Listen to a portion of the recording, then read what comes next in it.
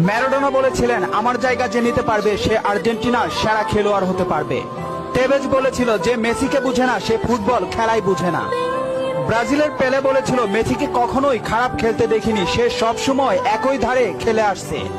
Pep Guardiola বলেছিলেন, মেসিকে নিয়ে কিছু লিখবেন না, না লিখে ওকে শুধু দেখে যান, কেননা কোনো কোচ বা সিস্টেম তাকে আটকাতে পারে না। রাইকেট বলেছিলেন, মেসির গোল এক একটা শিল্পকলা, আবার বলেছিলেন মেসি মানে ফুটবলের ইতিহাস। ব্রাজিলের রোনালদো বলেছিলেন, মেসিকে অনেক বেশি কমফিট মনে হয়। ফিকো বলেছিলেন, মেসিকে দেখা মানে অর্গজমের পর অবিশ্বাস্য। জাভি বলেছিলেন, মেসি অন্যদের থেকে কতটা এগিয়ে এটা যারা বুঝে না তারা অন্ধ। ইনিয়েস্তা বলেছিলেন, মেসি যা পারে অন্যরা তা পারে না, বার্সেলোনা আর কখনোই আরেকটা মেসি পাবে না। ব্রাজিলের রোনালদিনহো বলেছিলেন, আমি একবার বিশ্ব সেরা হয়েছিলাম, কিন্তু তখনও বার্সার সেরা প্লেয়ার হতে পারিনি, কারণ তখন বার্সাতে ছিল মেসি। অরিফ বলেছিলেন, মেসিকে দেখলে সব সময় সতর্ক থাকতে হয়।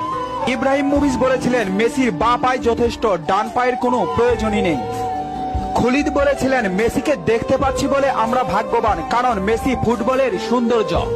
রোমারিও বলেছেন, ও নিউটন আইনস্টাইনের মতো প্রতিনিয়ত নিজেকে ছাপিয়ে যাচ্ছে। আরজি বলেছেন, লিওনেল মেসি বাস্তবে এত নম্র ও ভদ্র, অথচ মাঠে সে একটা আগুনের গোলা। স্টাকপ বলেছেন, মেসিকে থামাতে গেলে